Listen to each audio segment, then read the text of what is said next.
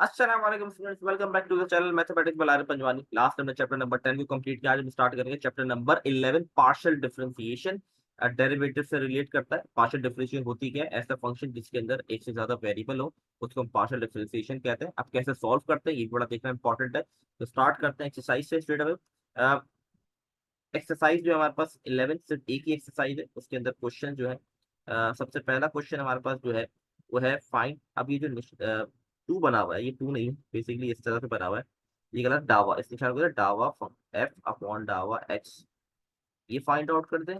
और डावा F upon डावा वाई, ये फाइंड आउट कर दें। ठीक है, इसकी वैल्यूज निकालनी है। और फंक्शन के अंदर हमारे पास देखिए दो वेरिएबल, मैंने कहा ना एक से ज्यादा वेरिएबल होंगे। ठीक है, उसको हम कहते हैं partial differentiation x comma y. ठीक है, अब इसको सॉल्व कैसे करना है? जैसे कि पार्ट नंबर वन हमारे पास है। ठीक है, पार्ट नंबर वन हमारे पास है 3x³ plus y square minus 6x plus 2y minus 7। ठीक है, सिंपल मैंने क्या किया, यहाँ पर मैं लिखूंगा, पहले मैं लिखूंगा differentiate with respect to x. Differentiate with respect to x. ठीक है, तो यहाँ पर मैंने लिख दिया डावा अपॉन डावा एक्स। और यहाँ पूरी इक्वेशन है 3x³ plus y square minus 6x plus 2y minus 7। अब यहाँ पर क्या, विद रिस्पेक्ट टू मैं एक्स कर रहा हूँ। ठीक है, तो ये बड़ा गौर से समझना है आपने। विद रिस्पेक्ट टू एक्स कर रहा हूँ। जब इस पे मैंने डेरिवेट अप्लाई किया, थ्री ऑलरेडी था, फिर एक्स³ का डेरिवेटिव क्या होगा, 3x²। ठीक है, डेरिवेटिव आने चाहिए। वाई स्क्वायर का क्या होगा, वाई स्क्वायर का होगा 0, क्योंकि फंक्शन में दो वेरिएबल है एक्स और वाई। जब मैं विद रिस्पेक्ट टू एक्स करूंगा तो वाई की फॉर्म 0 हो जाएगी, और जब मैं विद रिस्पेक्ट टू वाई करूंगा तो एक्स की फॉर्म 0 हो जाएगी। ये बात याद रखनी है आपने। ठीक है, तो यहाँ आ जाएगा प्लस का 0 माइनस, एक्स का डेरिवेटिव 1 होता है तो यहाँ 6 आ गया। यहाँ पर वाई का डेरिवेटिव हो गया 0, तो ये पूरा 0 हो गया, और कांस्टेंट नंबर तो ऑलरेडी 0 होता है। तो आपका आंसर आ जाएगा 9x² माइनस 6। यही आंसर आपको बुक में ही मिलेगा। ठीक है, अब बढ़ते हैं हम इसके सेकंड पार्ट पे, जिसमें मैं रिस्पेक्ट टू वाई लेना है। तो मैं लिखूंगा differentiate with respect to y. ठीक है, तो अब मैं लगाऊंगा डावा अपॉन डावा वाई, सेम इक्वेशन। अच्छा, मैं डायरेक्ट कर देता हूँ उसको, डावा अपॉन डावा, यहाँ पर हम इक्वेशन लिख देंगे। अब सिंपल देखें, यहाँ पर इक्वेशन ऑलरेडी लिखी हुई है। पहली वैल्यू है 3x³। ये पूरी इक्वेशन प्योरली एक्स से रिलेट करती है, तो इसका डेरिवेटिव 0 आ जाए, क्योंकि विद रिस्पेक्ट टू वाई ले रहे हैं।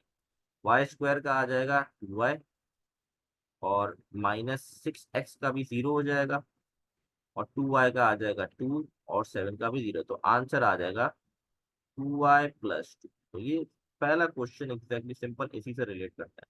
एक और पार्ट पे करवा ताकि थोड़ी अंडरस्टैंडिंग हो जाए। मैं लास्ट फोर्थ पार्ट पे करवा रहा हूँ। फोर्थ पार्ट हमारे पास है। ठीक है, बाकी बात आप लोग ट्राई करें, जरूर ट्राई करें। अगर आपसे नहीं होता आप मुझसे कमेंट पूछ सकते हैं, मैं सॉल्यूशन शेयर कर दूंगा, लेकिन ट्राई करें। ठीक है, जरूर ट्राई करें। फोर्थ पार्ट जो है वो हमारे पास है e⁻x cos y। अब मैं डिफ्रेंशिएट कर रहा हूँ सबसे पहले विद रिस्पेक्ट टू एक्स, डावा अपॉन डावा एक्स। फंक्शन है हमारे पास e⁻x cos y। ठीक है, अब यहाँ पर एक्स और वाई वाले जो फंक्शन है दोनों आपस में मल्टीप्लाई हो रहे हैं। तो देखिए, विद रिस्पेक्ट टू एक्स है तो मैं एक्स वाले को सॉल्व, तो cos y को मैं बाहर ले लूंगा, क्योंकि एज अ कांस्टेंट ट्रीट करूंगा। तो मैं डावा अपॉन डावा एक्स अप्लाई करूंगा e⁻x, और e⁻x का डेरिवेटिव e⁻x की होता है, तो आंसर आ जाएगा cos y e⁻x, या e⁻x cos y लिखते हैं। बात एक ही है। ठीक है, आई होप ये क्लियर होगा। अब इसको विद रिस्पेक्ट टू वाई लेना है, differentiate with respect to y. ठीक है, अब मैं लिखूंगा डावा अपॉन डावा Y e⁻x cos y। e⁻x तो बाहर ले लूंगा मैं, और डावा अपॉन डावा वाई अप्लाई कर दूंगा cos y पे। cos का डेरिवेटिव हमारे पास होता है माइनस का साइन, तो माइनस का साइन y हो गया। तो इसका फाइनल आंसर बन जाएगा minus e⁻x sign y।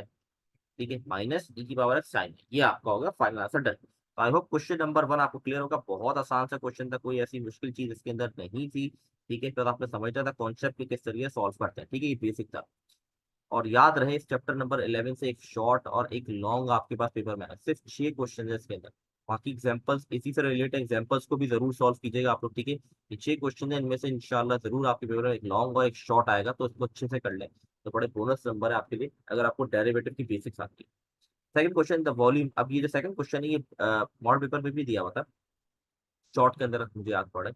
The volume of the cone is given by the formula v is equal to 1/3 pi r square h. ये volume of formula, volume of cone का formula given है।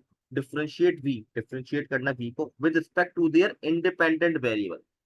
हमें independent variable respect इसको derivate करते हो। Independent variable यहाँ पर are और एच है, ठीक है, आर और एच है। तो सबसे पहले डिफरेंशिएट करूंगा विद रिस्पेक्ट टू आर,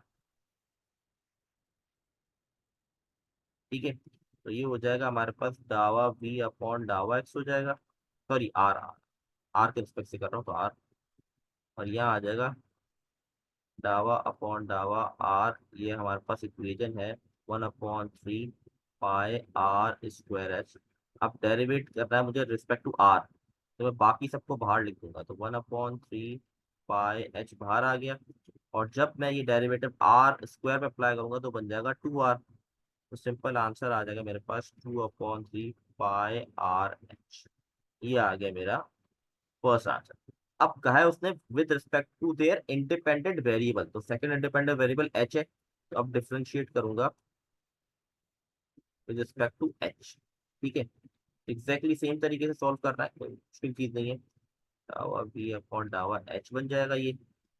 यहाँ पर आ जाएगा डावा अपॉन डावा h 1/3 pi r square h. With respect to h करना है तो हम 1/3 पाई आर स्क्वायर को बाहर ले लेंगे और डावा अपॉन डावा एच अप्लाई कर देंगे एच पे। एच का डेरिवेटिव 1 होगा, ठीक है। तो सिंपल आंसर आ गया 1/3 पाई आर स्क्वायर। तो ये हो गया हमारा question number 2 done. I hope clear होगा। बहुत आसान सा क्वेश्चन था, कोई मुश्किल चीजें नहीं थी, बस कॉन्सेप्ट आना चाहिए आपको, ठीक है। आगे बढ़ते हैं क्वेश्चन नंबर 3 के ऊपर। Check whether the following function are homogeneous or not, find the degree in the case of. अच्छा, हमें सबसे पहले आप कैसे मालूम करेंगे, पहले पता करना है कि होमोजीनियस है कि नहीं। अगर होमोजीनियस है तो उसकी डिग्री बतानी, ठीक है। अब कैसे करेंगे ये देख लें। इसका सॉल्व सॉल्व करने का बड़ा सिंपल तरीका है। करना क्या होता है इसके अंदर, सिंपल हमें कि हम क्या करेंगे, रिप्लेस कर देंगे। पार्ट नंबर 1 करना है, रिप्लेस।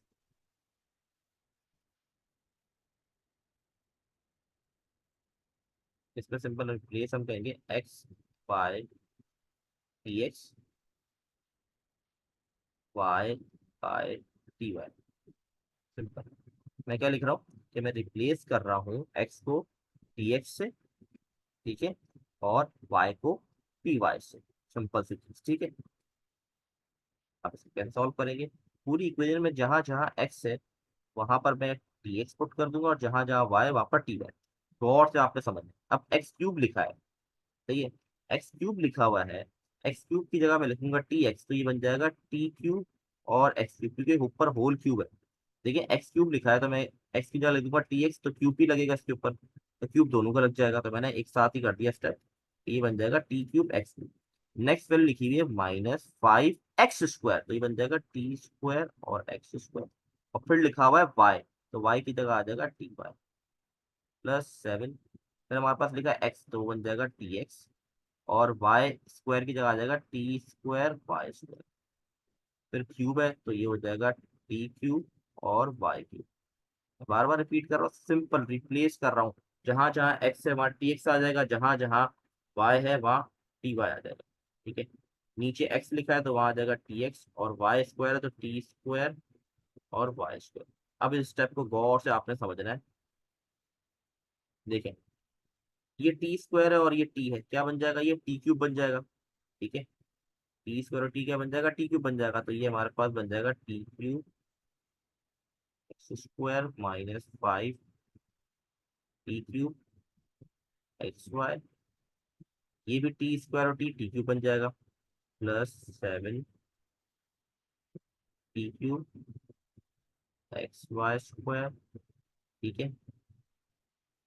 और ये टी क्यूब ऑलरेडी था, टी क्यूब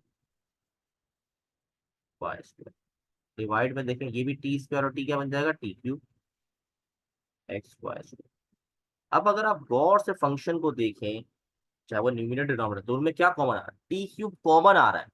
अब मैं क्या करूंगा, टी क्यूब को कॉमन ले लूंगा, ठीक है। जब मैं टी क्यूब को कॉमन, यहाँ तक आप लोग लिख लें, मैं इसको इरेज कर रहा हूँ। टी क्यूब ऊपर से भी कॉमन ले लूंगा, नीचे से तो टी क्यूब आ ही रहा है, मैं इसको यूं लिख देता हूँ, ठीक है। तो टी ऊपर से टी क्यूब कॉमन ले लूंगा। जैसे ही मैं टी क्यूब कॉमन ले लूंगा तो हमारे पास फिर नीचे भी टी क्यूब आ गया, ऊपर भी टी क्यूब आ गया। ऊपर मेरे पास इक्वेशन बन जाएगी x cube minus 5x² y plus 7xy² plus y³ और नीचे मेरे पास आ गया xy का होल।